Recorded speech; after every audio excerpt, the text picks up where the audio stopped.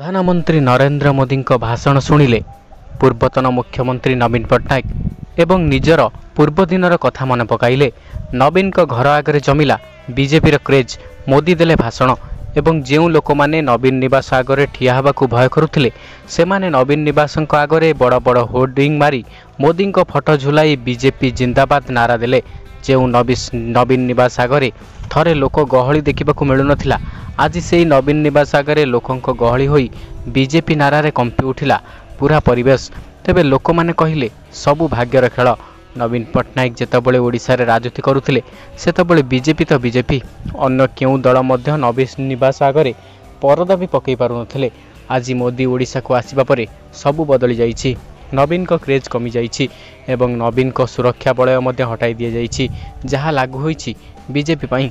तेबे मुख्यमंत्री मोहन माझी मध्य नवीन पट्टनायक को दीपद कथा शुणाई देले एवं पूर्व कथा मने पकाई अटहास मध्य कले।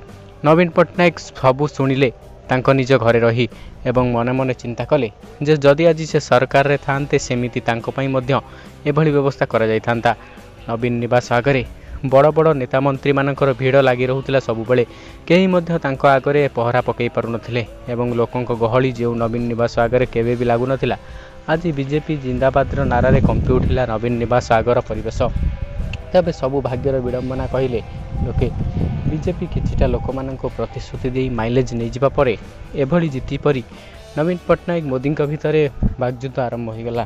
तेबे मोदी और नवीन को जोड़ी आगरू बहुत भल थिला बेले एबे किंतु ताहा तिक्तता भितर को आसुथिबार जणा जाईछि। कई लोक कहउछन्ति सबु भाग्यर खेल। नवीन निवास आगे बहुत सुभद्रा योजना हो कि भत्ता प्रतिश्रुति बीजेपी यही सब प्रतिश्रुति नवीन दे छड़ाई नेला गादी। एबे नवीन को पर करदेले लोक माने।